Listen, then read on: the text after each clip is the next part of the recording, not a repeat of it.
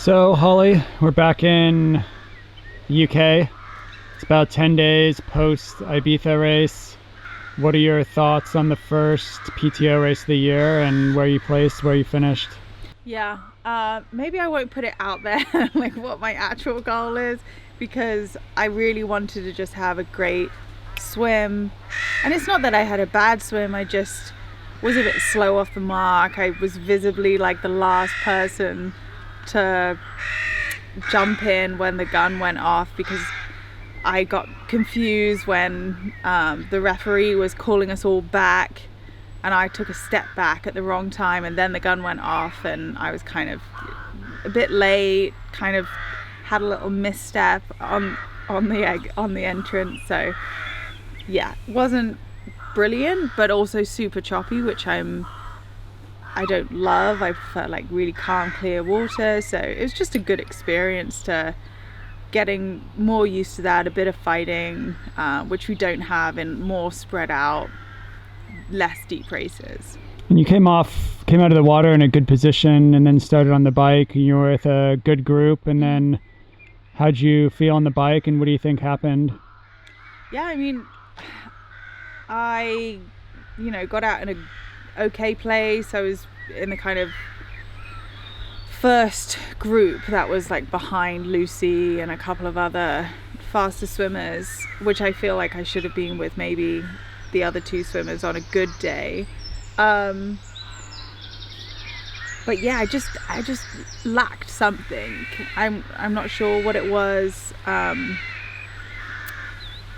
Yeah, I just really struggled on the bike, and that's not typical for me.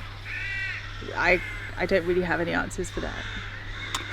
When you say struggled, you're just not able to hit your power numbers? You just felt like you had no energy? How'd you feel? Yeah, I just felt like I had no energy, really. Like it was a slog. Like I could like get to my numbers, but it wasn't like as easy as it should be, and then it would be just dropping each lap, and I just felt like I was missing something of an edge. Like even before the race, I'm like, I'm not waking up, like ordering another coffee, and just, yeah, missing slow in transitions, like overall just a bit slow. And then coming off the bike, you were giving me the I'm quitting sign. That was on every lap. I was like looking for you. Actually, I didn't see you in transition. So usually I'd look for Sean in transit, not usually, but whenever you want to pull the pin, you want to see your partner and them giving you the okay to step to the side, duck under the barrier. And he wasn't there at T2. So I was like, okay, I gotta find him. And Daniela was just up ahead of me. She was having a bad day. And I thought, if Daniela can just jog this out, I'm just gonna catch up to Daniela and we're just gonna jog together. And then by the time I caught her, I was running faster and just carried on, and then got over it and just kind of got into the rhythm of it then. Yeah, you had a great run. You ran down 6 people, maybe 5 or 6 people, moved from 15th, 16th up to 10th place, which is a solid finish for not feeling great on the bike. So swim and run, really solid. Bike just had a off day. So how do you get yourself through times like that when you're struggling, you're not hitting the numbers you want or in the position you want to be in, get to the finish line or take positives away or move ahead? Yeah, I think honestly it's being okay that it can just end up being a training day if you're feeling really bad, which, you know, if you're out for a 4-hour ride, yeah, maybe if there were any intervals they would be taken out, but you would still be making up the time, which, you know, you've tapered, you know, everything for a race. Then to just call it quits is a bit short-sighted, and I need to remember that. I thought it's not over. No, we're God. not done. No, we're not done. You come into your second wind. Yeah.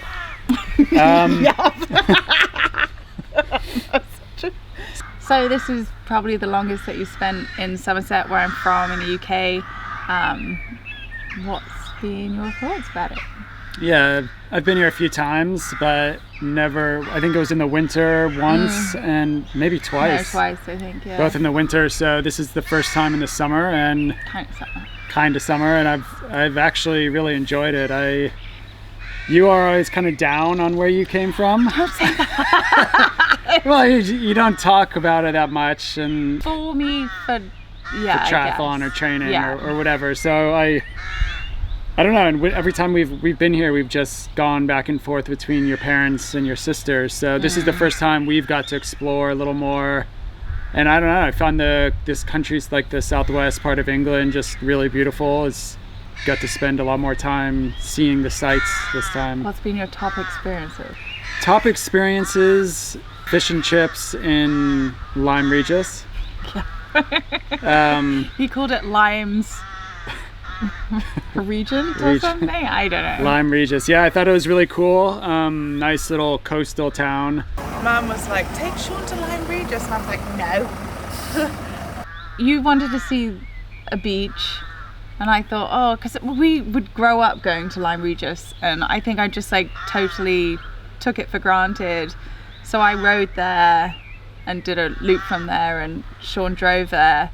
And then even as I was biking there, I was like, oh damn, no, it is so nice. It's like totally quaint, and I'm now seeing things that I wouldn't even pick up on, like these little funny signs with stick figures of old people that says like, and they're like bent over with canes, and it says like a warning, elderly people, which I'm like, that would not fly in the US, but it's just like funny and like, yeah, just totally different to the US, I guess. Yeah, and that's how I felt. It's completely different than US beaches. I grew up on a beach. Everyone's and there sunbathing with the clothes on. Yeah, and I grew up in a spring break beach area, so it's completely different. Really cool, like old little town right on the coast. Yeah, good fish and chips, which was one of the highlights. I've been kind of forcing Sean to have everything, like fish and chips, curry, what else?